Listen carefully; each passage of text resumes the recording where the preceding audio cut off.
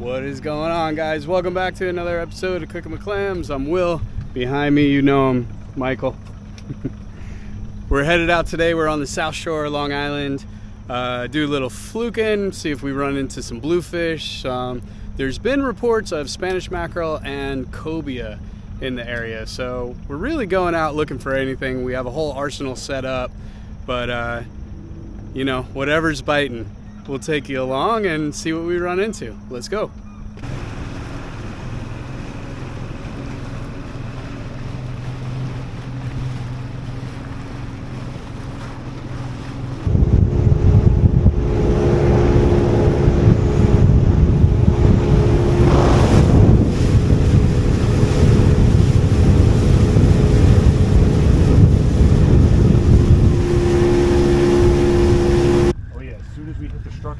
Yeah. That's crazy. It might be a small sea bass. Yeah. Not small. Not too small. That's cool. Heck yeah. On the bear hook? On a bear hook. Wow.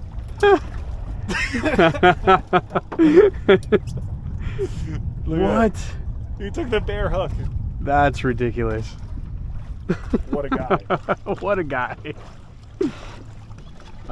This feels...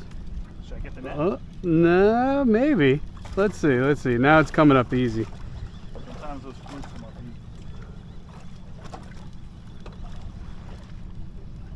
easy. It felt super heavy, so I think it might be a fluke. It felt heavy on the bottom, and now it's coming up very easy. But... Oh, right species. Yeah. They always feel glued to the bottom. All right. All right. Aw, and of course, I guess another little guy.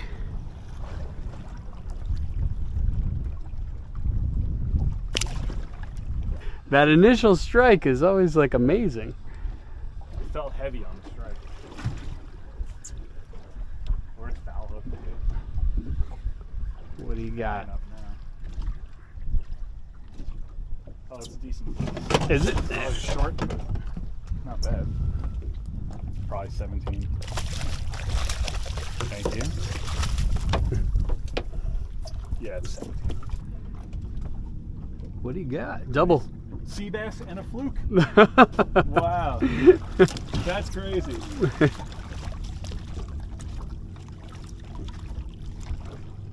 Nice net job there. That was impressive, both of them. Look at that. I'm getting nibbles here. Wow. Oh, and we're on. Great, dude. It keeps digging. It might be a... Double header?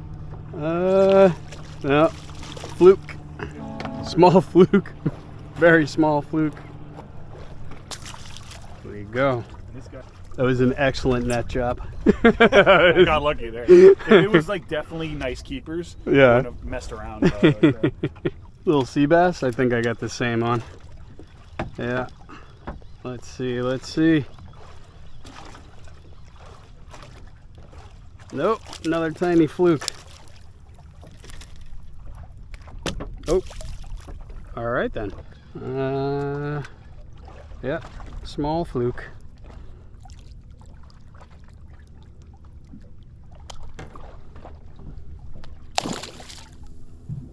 So we're switching it up a little bit. We were picking away at small fish, but we kept getting, well, I kept getting snagged on the wrecks.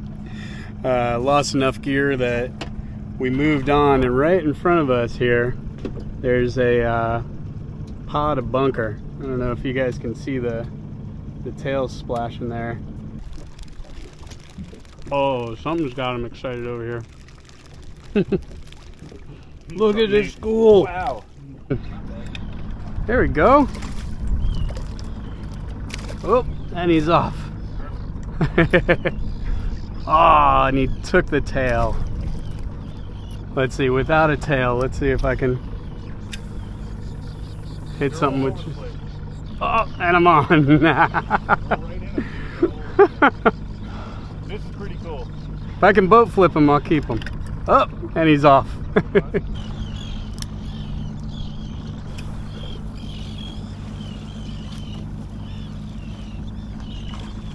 Oh, right here.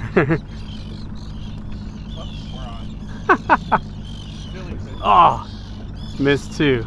There we go. Oh, he's off. Oh! This is my favorite kind of fishing. There we go. Maybe this one will stick. They're perfect size too. Yeah. Alright. Oh, it's a whole huge school with them.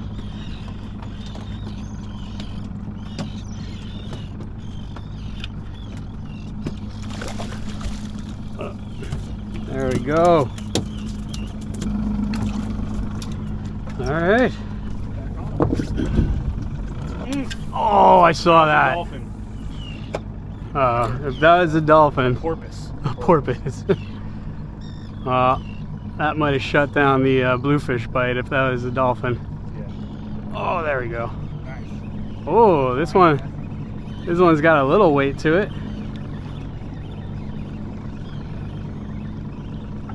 Oh. Took it? No, he's still on. He tried. Look at that. Dude, blues are great, man. What a great game fish. Oh, all right, he's coming in. we're gonna have to dump a little water around here. There we go. So they were spitting up spearing, and this looks exactly like a spearing.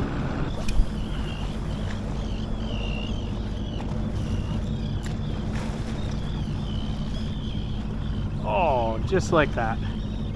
On? Yeah, immediately. Immediately. That's silly, dude. Alright, I think this is our limit now. Yep, that is our limit. Oh, this one's good. As long as they're not, more than like Whoop. a few pounds, they're good eating. This guy unhooked himself right into the boat. Perfect. All right. Oh. Here you go. So they call him the yellow-eyed devil. You can't put together why. There's no size limit on them, but they have gone down to 3 per person. People tend to use these for bait for tuna and sharks. They're not the most loved food source, but I think they're great, and especially this size, they're incredible. Okay, we're gonna dispatch this guy and get him to let go of my shirt. It was utter chaos. There were, I don't know, that school had to be thousands of fish. For sure. If not hundreds of fish, but a good amount of fish. Birds were diving, total chaos, couldn't cast out without hooking up, and now look at it. No birds, it's absolutely quiet, and just like that they're gone, and that's why you gotta move pretty quickly. So we had the setups ready to go, thankfully. So the minute we saw the birds diving, we were casting on them. That was a lot of fun. That's some of my favorite fishing. It's so much fun.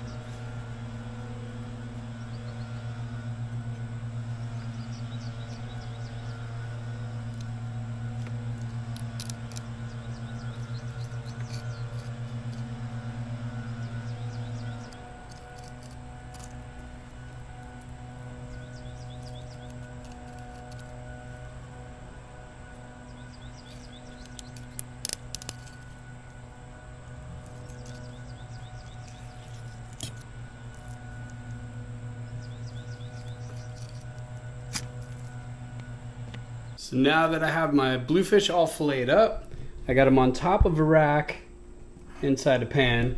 We're gonna make a brown sugar and salt brine. We're gonna brine them overnight and we're gonna smoke them because we're gonna make Scotch eggs, but with bluefish, smoked bluefish pate instead of sausage. If you've never had a Scotch egg, it's one of the best things in the world. It is a soft-boiled egg with sausage around it, then they bread the sausage and then deep fry it. It takes years off of your life every time you eat one, but it is worth it. So we're gonna do the same thing, but we're gonna substitute that sausage with the bluefish. Right now, let's make the brine because we gotta get it heated up, melt down all the sugar and salt, and then get it completely cold, put it on top of the fish, and get them in the fridge. So I'm doing this super simple. Brought this up to a boil. I got equal parts brown sugar and salt. As easy as that.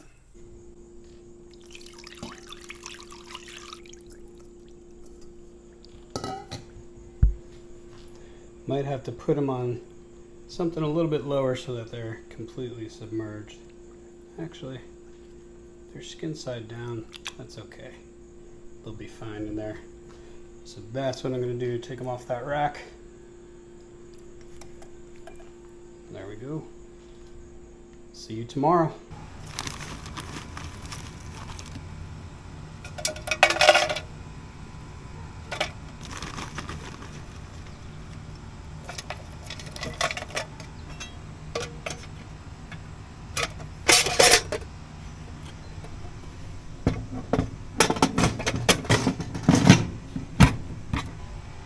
And then we're gonna put these in for an hour. I have it set to 175. I don't know if you can see that, but once that comes up to 175 and the smoke starts moving, we'll put our bluefish fillets inside. I'm using alder wood chips. It's a little bit of a lighter smoke than say like hickory. Apple is also really good. Cherry can be a little bit heavy, but I went really light with alder wood.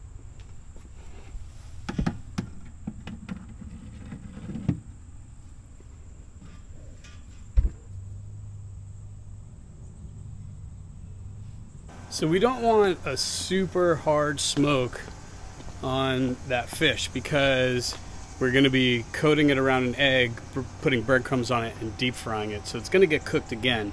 So we don't want it to dry out. We're going to give a check and see what it looks like.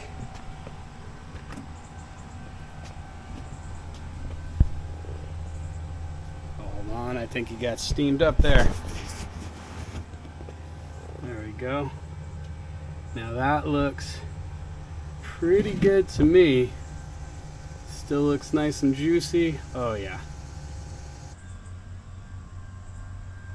Now another important thing, we're gonna let that cool because if you start pulling it now, basically what happens, from my understanding, the science behind it, thanks to Mr. Alton Brown, is that when things heat up, everything gets like elastic. It all comes apart and all the juice is kind of freely flowing to where then when it cools down, it tightens back up all the cells and molecules, and the cells and molecules will then trap that juice so they're not tight and squeezing it out. It's why you let meat rest, why you let chicken rest. If you cut into it right away, all of that moisture and juiciness just leaks out onto your cutting board. So same theory with this, we're gonna let those cool for at least 15 minutes.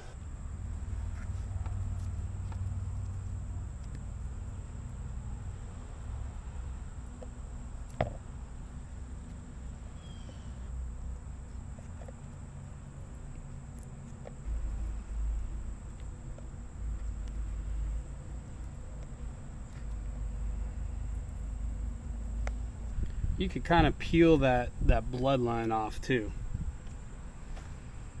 See how it comes off just nice and easy like that? Alright, we got a little bit of garlic salt, some cracked black pepper, a little bit of cayenne pepper. And then this is from Turkey. A friend brought it back for me. It is basically meat seasoning, so the equivalent would be like chili powder. It's just a little bit of that. A couple shots of Worcestershire. Here's some Kewpie mayo, about a tablespoon. And some whipped cream cheese, which is still way too cold, so that's going to be fun mixing that. You want that to come up almost to room temp so that it's easy to stir. And if anything, we might add just a little bit more mayo so that it will bind to our egg when we put it on. And that looks good. I don't think I need to add anything. That is downright delicious. This seasoning is great. So yeah, chili powder would definitely work for you. All right, that's it.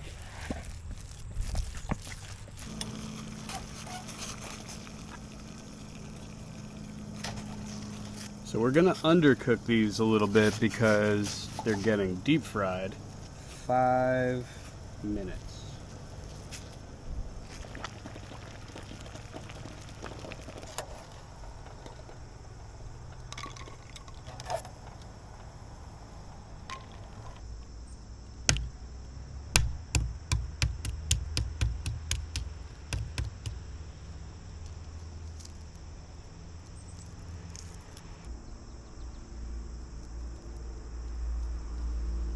Trying to be very difficult because that inside is pretty undercooked. There we go.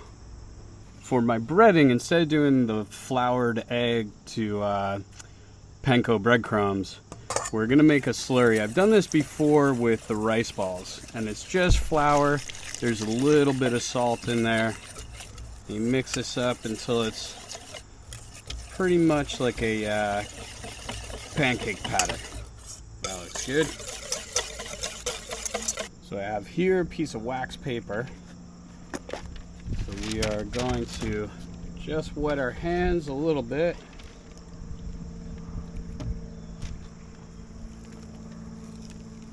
And take our pate and flatten it out, and then we're going to put the egg in the middle and wrap it around.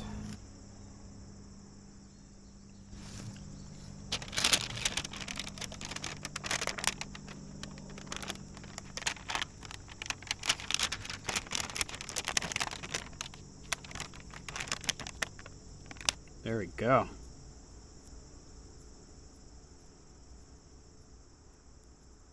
And then I just want to make sure it's all pinch closed so that it doesn't separate when we go to fry it.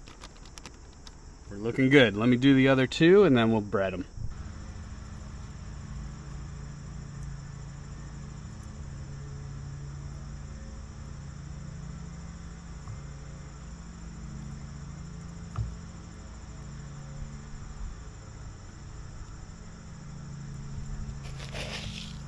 So if you've never had a Scotch egg, I think I talked about them a little bit, but they're big in the UK, and it's just something you get at the bar as a little snack. But they are, once you have them, you're hooked. They are so good. All right.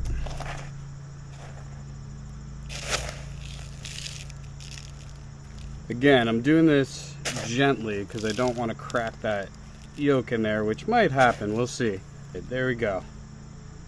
I'll do the other two and then we'll move up to the fryer. Now this is the one that the egg yolk was blasted on, so let's see how that fares.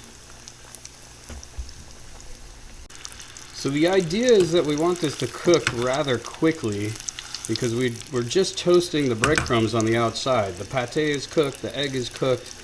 We just need that coating to brown, and then that residual heat's going to warm up the pate. There you go. Nice and fast. Our last one going in.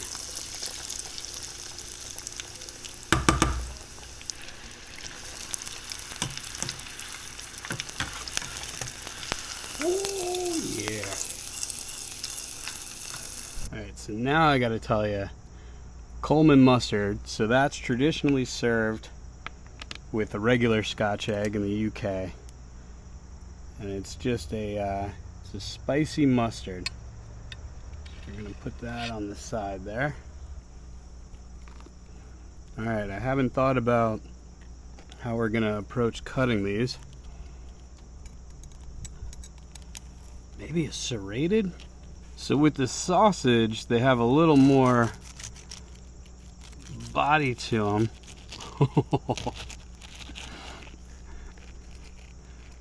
That's pretty good. That one, this one fell apart, but that's okay.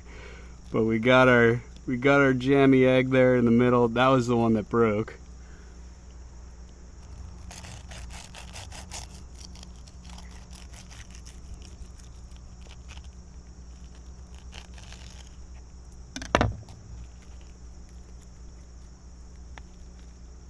Yes.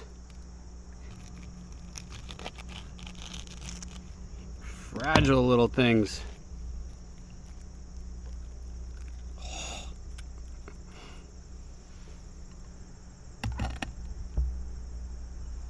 And I'm gonna put just a little bit of dill on there. Here, we'll put it on the side where the yolk ran to cover it up. I'm pretty excited about this. I know they might look a little busted, but oh my goodness, those are beautiful. I know they're not perfect, but I am very excited with how these came out. So let me go grab some taste testers and we'll bite in. Mama Clam's gramming. The gram eats first. Actually, I'm going to print it out and have him autograph it. Oh, there you go. That sounds horrible. And then I'll sell it. Yeah, I don't think you'll get too much for that. You never know. This is Jen, my sister, down from Boston. And these are Bluefish. Let me get out of the shadow. Bluefish, smoked bluefish pate, Scotch eggs. So Jen's actually the one who introduced me to Scotch eggs. And they were a little bit different. Yep. Yeah. All right. Cumberland sausage versus Dig in. Bluefish This pate. one, that one is the redheaded stepchild. We'll leave that one alone. Yeah, that one kind of fell apart. And then you have your Coleman mustard there. Yeah, nice touch. In case you need it, I don't know. Mustard. I'm just gonna put a little, just a little. Yeah. Going in. Cheers.